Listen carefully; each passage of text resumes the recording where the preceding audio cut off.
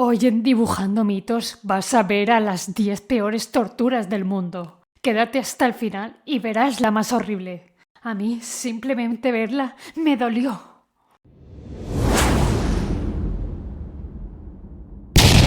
Top 1. El aplastacabezas. Este método de tortura servía sobre todo para sacar las confesiones de los condenados, aunque también se utilizó como método de ejecución. ¿Qué función tenía? Sobre todo reventar los huesos del cráneo.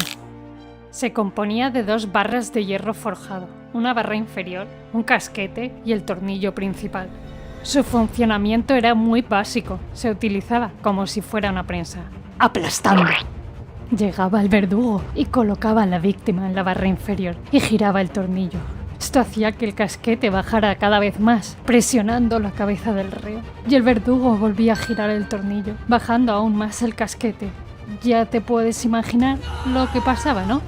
La víctima de la presión lo primero que perdía era la lengua, porque se le cortaba por los dientes. Lo segundo, se le rompían todos los dientes, la mandíbula, los ojos se le salían de las cuencas.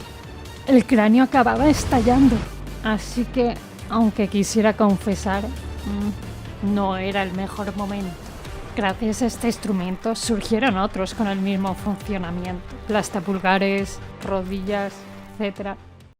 Top 2. La sierra. Este método de ejecución llamado la sierra se usó en España en el siglo XVIII. Normalmente lo utilizaban en hombres que eran homosexuales y en brujas embarazadas de Satanás. Perdona. Pero me encantaría conocer esa bruja, ¿sabes? La función de este instrumento era horrible, pero simple. A la persona acusada a la sierra se le colocaba sobre varios postes, le ataban los pies, las manos y entonces lo dejaban colgando boca abajo, con la zona del ano abierta. Ese era el punto de referencia para empezar a serrar. Lo ponían así para que la víctima se le fuera toda la sangre a la cabeza y empezaba el momento de serrar. Habían 2 verdugos y cada uno cogía de un extremo de la sierra y cortaban el cuerpo, desde la zona del ano o los genitales hacia el ombligo o el pecho.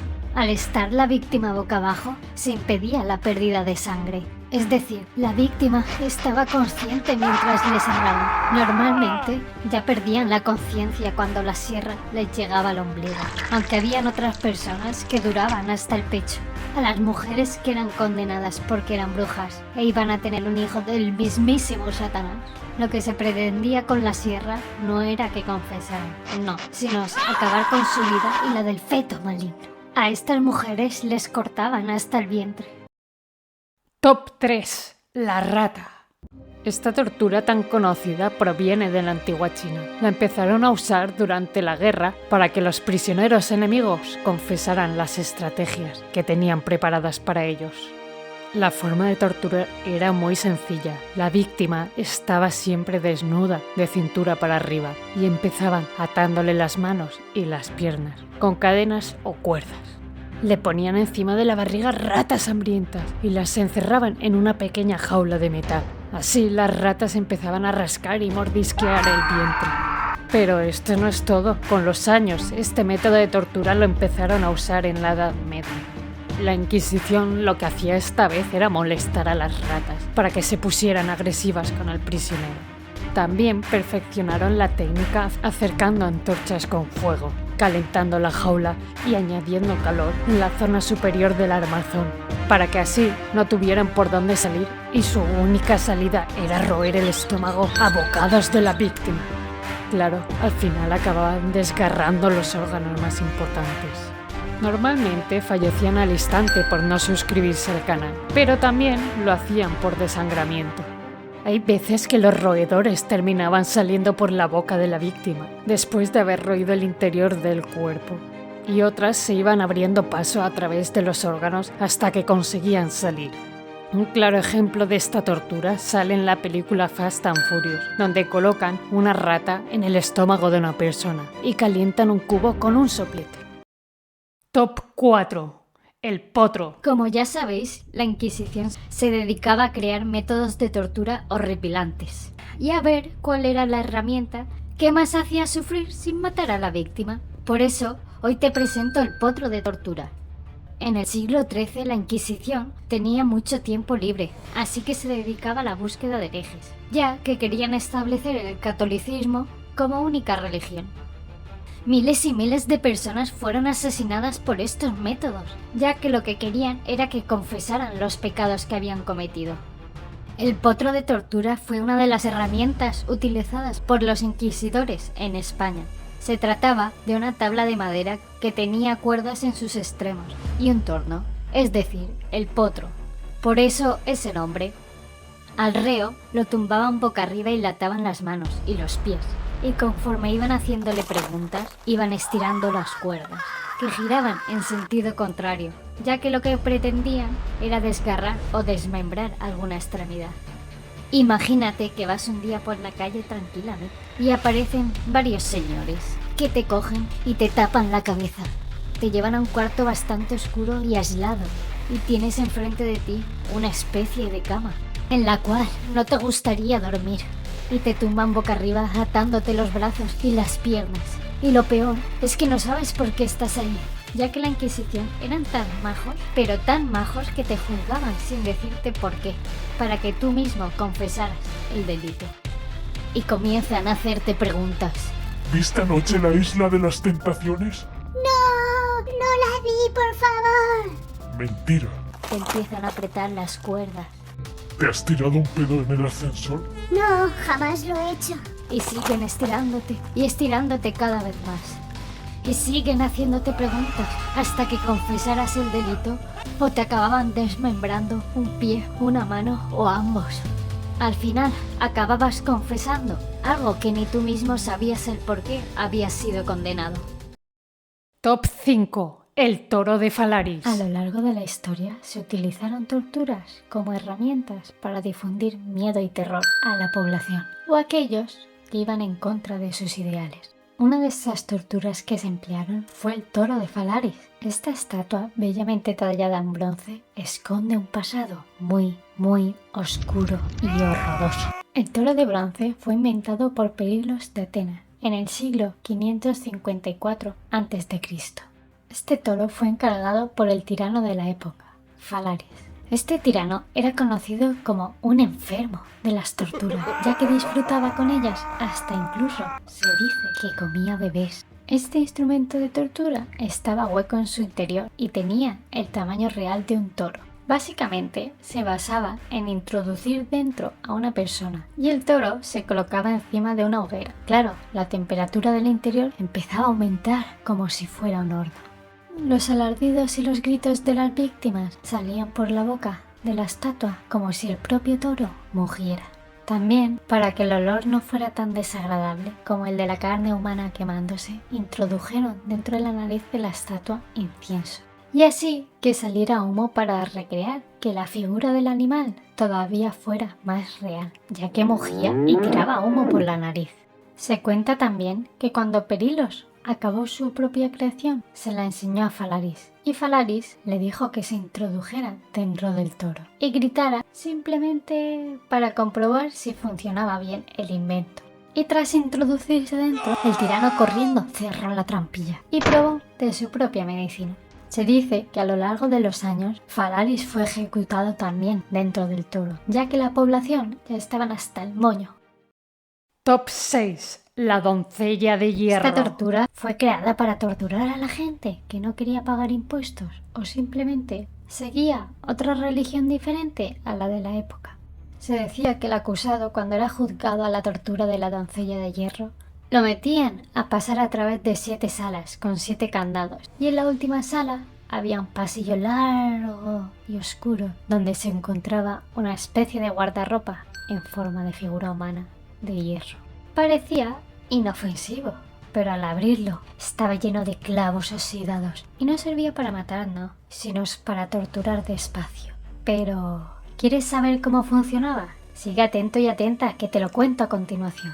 Imagínate, llega ese momento, te tienen enfrente de una doncella de hierro, abren las puertas y ves su interior, todo lleno de clavos. Te meten dentro con grilletes y lleno de cuerdas para inmovilizarte. Y una vez dentro, sin poder moverte, empiezan a cerrar las puertas lentamente para que los clavos se te vayan metiendo poco a poco dentro de tu cuerpo.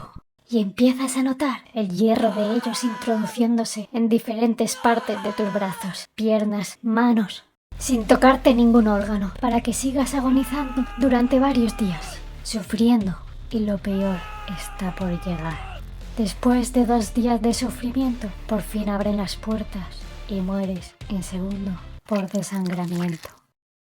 Top 7. La gota.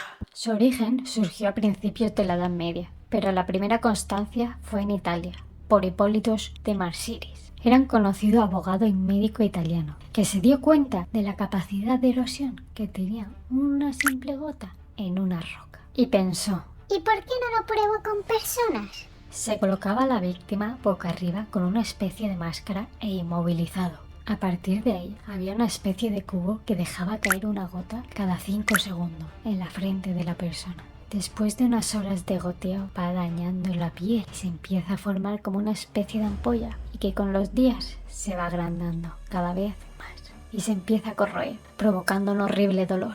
Pero lo peor de esta tortura es la locura que acaba provocando en la víctima, ya que ésta también se encuentra en una habitación totalmente a oscuras, pero no puede dormir por la constancia de las gotas, ni tampoco puede beber agua, aunque tiene agua a su disposición, pero no puede moverse para conseguir una simple gota.